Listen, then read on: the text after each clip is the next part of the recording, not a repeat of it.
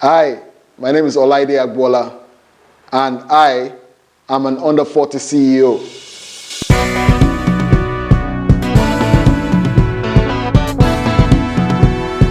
The African Renaissance. The concept that the African people and nation shall overcome the current challenges confronting the continent and achieve cultural, scientific, and economic renewal is here, with young men and women taking the lead. Some call them the new school heroes. We call them under 40 CEOs. From engineering to investment banking, Olaide would get intense public sector experience as technical advisor to the Minister of Finance for the Federal Republic of Nigeria.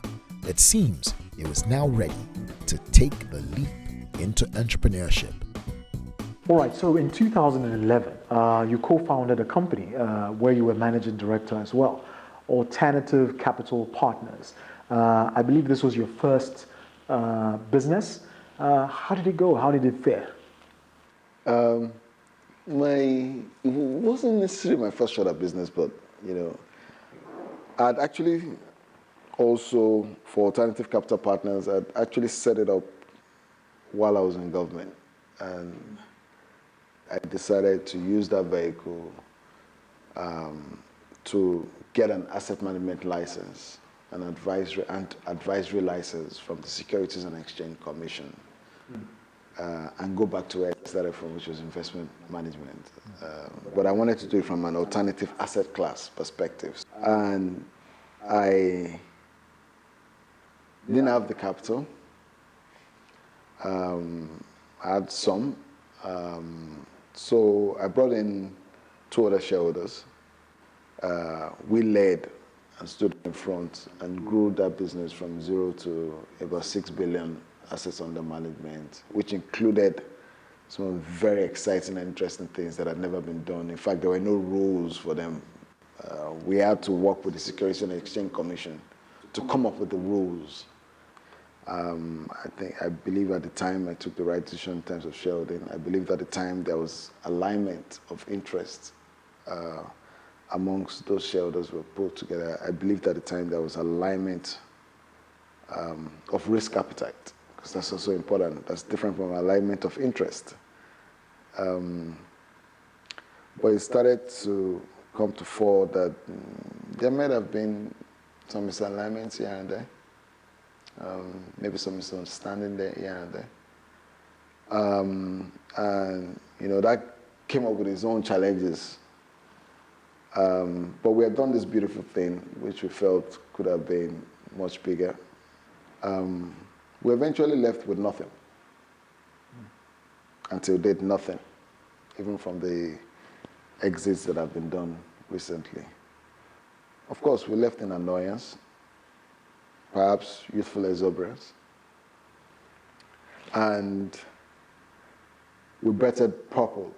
Myself, Obina Onunko, and Mr. Olasheni Kusamoto. We bettered purple in 2013. Immediately we left ACAP. Even though there was a little bit of emotions, negative, I think one needs to always sit back and try to take negative energy and make it into positive energy. And that's what purple is about. Amazing. Entrepreneurs are generally problem solvers, right? So tell me, what problems, was Purple set up to solve? I think the most important thing is when we started off, we knew the space we wanted to operate in, which was we wanted to really operate in real estate and financial services.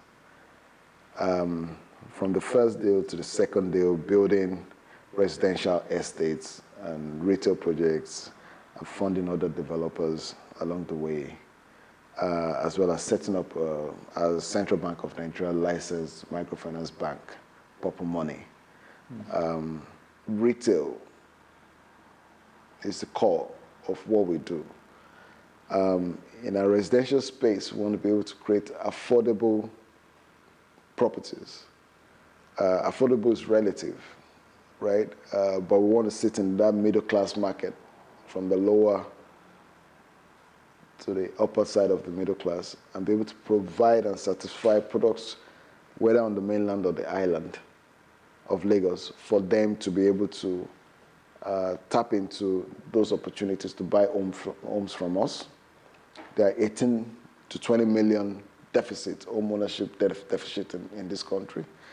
We are now positioning ourselves to tap into that space, and that's one of the things that we announced in newspapers as early as January, that we're going to drive to deliver 1,000 keys and create 1,000 new homeowners.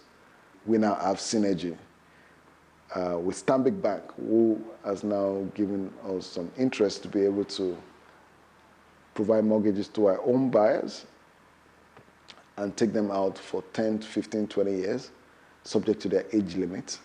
And then we have people like the LPIC, Lagos Building Investment Company, that have also joined on board, and also people like Imperial Mortgages that have also joined on board. So even though we, on our own flows, are allowing 18 to 48-month gaps, then we then have supporting mortgage providers that can now even further stretch that to an additional 10 to 20 years. And home ownership then becomes more interesting and more affordable. And I think those are the problems and challenges that we're trying to solve. So, Olaide, tell me about that, very first project at Purple Capital that you executed. What went into delivering, that project? That project is called the Redworth Terraces. That's a deviation from Purple. Oh, the Redworth Terraces is a 21-unit estate of 4-bedroom terraces, and it's located in the Kate area. Prior to the full development of that stretch of Kunshela Road, we worked in partnership with with another development firm called Stable Shelters Development Company, SSDC. So we worked closely with them. We came in from the funding side, and they came from the development side. We co-worked on this assignment to develop Redwood Terraces, which they've gone on to do Redwood Terraces 2, and they've gone on to do several other things thereafter. Quite pleased with the outcome. When we went we had to identify the site. We started off, I think, with maybe 16 units was what we were going to build. It was supposed to be 16 units. And then we had done this joint venture with a very prominent, very interesting, very likable land partner, whom I'm still very much in touch with till today. And we continued to build. We had to do the piling works, we had to go through the costing, we had to go through the approvals and all of those things. Several challenges that we went through, and the way that any developer would ordinarily. Then something happened, the fence at the back of the property collapsed because of the swamp, because we're now, there's so much activity on the land, and it collapsed into the other property, which luckily was not built, but I was empty. And we now found out that the property was owned by a Deputy Inspector General of Police. Wow. We had broken his fence down. So, and it was a very nice one. And we went on to see him, apologized, etc. And he said, well, since you have encroached on my land, then you have to buy it. Oh, really? So we ended up buying the land. He gave us a nice payment plan. We bought the land off him and expanded the estate from 16 to 21 units. Nice. And and since then we've gone on to do many other projects. Yeah. Olaide has delivered significant business value through diversity and inclusion, excellence and talent development. He has strengthened the finance pipeline of talent, capabilities, and culture by pioneering the design and implementation of people development and mentorship frameworks, diversity and inclusion, and culture programs. So you've been described as a transformational Nigerian, I'd like for you to tell me what is your vision for Nigeria, and how do you think we're going to get there? I think the story of Nigeria is one that is on everybody's lips and will continuously be. I think for me, I lived in the United Kingdom for close to a decade before moving back. I started my first 15 years, 16 years living in Nigeria. Coming back to see that things were still relatively the same. And even up to now, in 2021, we're still talking about some of the same challenges we're talking about. In 1999 to 2003, we saw a relatively fast-paced growth of the Nigerian economy. And, that went on to 2007, and we expected that same growth and trajectory to continue, especially because of the level of infrastructure and growth that the country needed and still needs. For me, as a private sector player, striving for continuous transformation and taking the next challenge and the next project with so much zeal and enthusiasm, trying to beat whatever you did the last time. I only just wish and pray that we get the best of governance that we deserve as a nation. So you've been talking about funding in the course of this interview, and so for a young, aspiring business owner with this brilliant idea or product or service, how would they go about raising funding? You have to build a track record. You obviously have to build, so you start small, build a track record, make sure that you have a formidable plan, and make sure that you don't get tired of knocking on even the same doors, or knocking on doors, and knocking on the same doors, over and over, until they listen to you. There's so many players out there, from venture capitalists to private equity to banks to HNIs. So essentially, there's a universe of investor class that you can definitely continuously talk to. And as you're talking, don't relent. Keep building. So yes, there's the Purple Mall in Maryland. There's the Purple Mall in Lekki that's coming up. There's several other, projects going on, mixed use facilities, residential projects that you've executed so far. But I just get a sense that there's this one project that you're looking to execute, and once you execute that project, you would possibly retire. What is that project? Last year when we started the Purple Lekki project, despite the challenges of COVID and fundraising and feeling like you failed, but then coming back to the market and realizing that you played your last card and you're off you go. I thought, okay, with this Purple Lekki project, we've beaten Purple Maryland. And then December came, and then everything just lapped up. So in Purple Lekki, we had the nano. And then the opportunity for the urban came up. And when the opportunity for the macro came up, we said, okay, we've just beaten Purple Lekki. And we held on to it, and we said, okay, we got it. This is the macro, which are bigger nanos. And they said, okay, we've beaten Purple Lekki. We closed the door, and then we opened January up. Right on our table was 3.48 hectares, 3.58 hectares actually, additional at the back of Purple Lekki. And the landowner said, well, it's yours. Call me back in a couple of weeks and tell me what you want to do and how you want to do it. So at this point, as the projects keep rolling in, they keep rolling bigger, hopefully better. And so I can't say if after this urban, You'll be ready for whether I'm retirement. ready for retirement. Because the reason why I say that is because there is this one project that I have in my mind, and I don't think, as we move closer, I can see the financial strength to be able to execute it. And if I do that, then I might consider retiring. Awesome.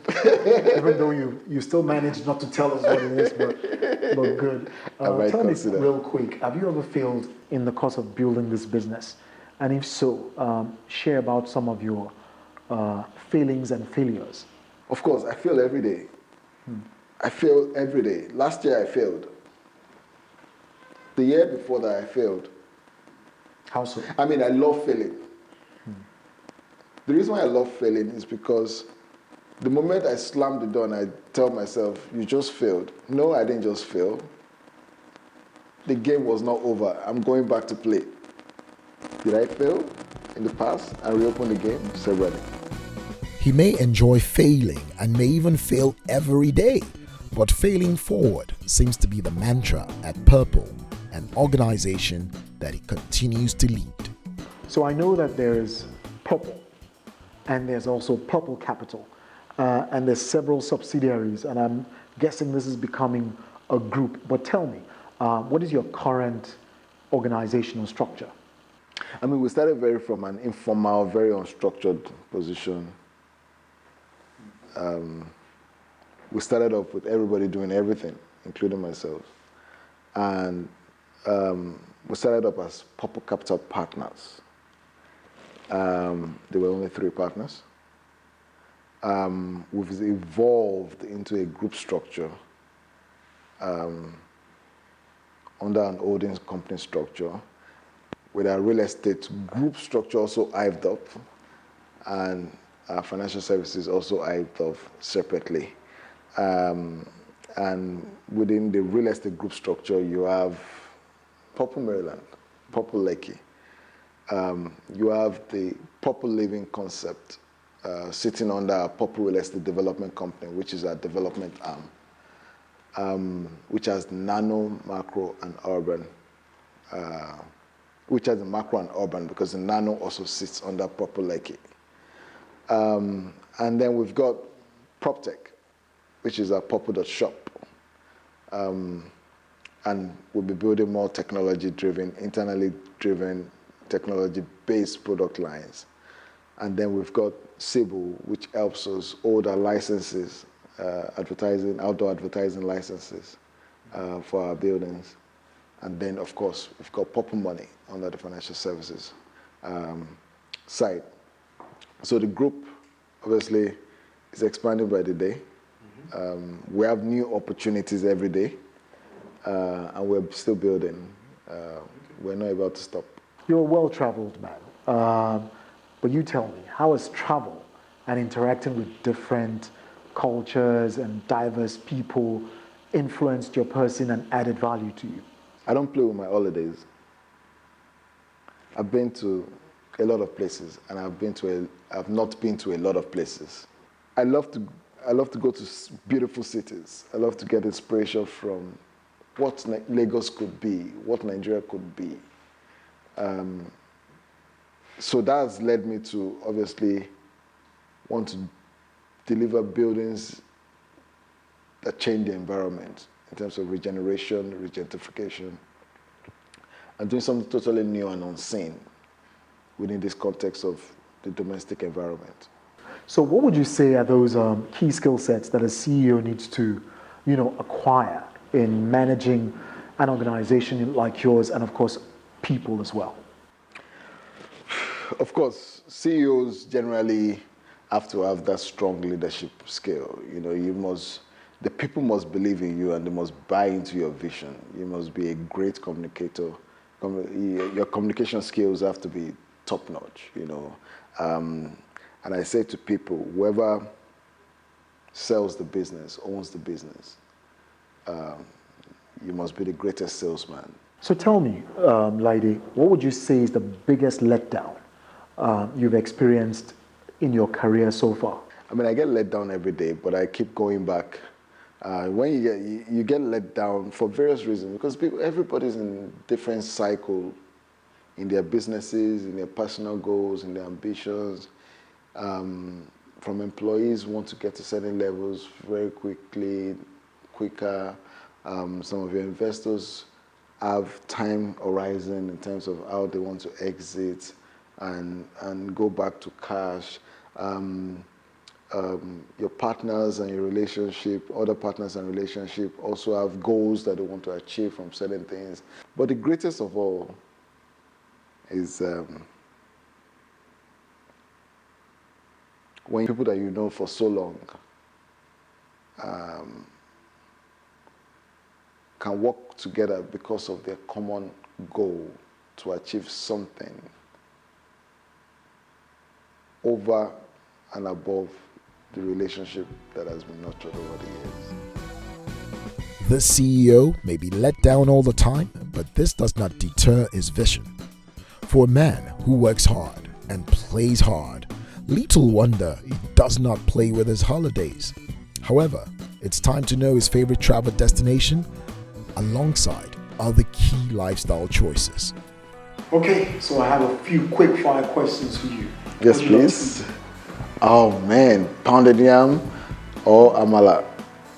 Okay, how would you describe your fashion style? Urban and relaxing. Okay, what are your favorite brands to wear? I love a few. I like David Wedge. I like Hugo Boss. And I love Ralph Lauren. And I love Timberlands as well. Okay. What other CEOs do you currently look up to? Oh, founders. I've looked at founders. So Richard Branson growing up. More recently, Elon Musk. On the Nigerian context, I love Atedo Enepiti. And I learned a lot from watching Tony Elumelu. All right. So what's your favorite car to drive? Oh, I'm not a car freak, but I'm an extremist. So if I'm going to pick a car and I want to enjoy it, it will be a Bentley. Okay. What's your favorite travel destination? My favorite travel destination is Portugal. Your favorite book of all time? Goldman Sachs, Culture of Success. What are you reading right now? I'm trying to read three books at once, actually. I've just rounded up Mr. Biodo Shubanjo's The Will to Win. But so I'm reading Isambard Brunel, The Man Who Builds the World. The Man Who Built the World. And I'm reading Genius and Anxiety, How Jews Change the World. I see that you're constantly always trying to change, not just your world, but the world for the people around you. But tell me, lastly, what makes you happy? What makes me happy? Family. Family. All right. Thank you for coming on Under 40 CEOs. A pleasure. Thank you, Fab. Hi, my name is Olaide Agboola, and you too can be an Under 40 CEO.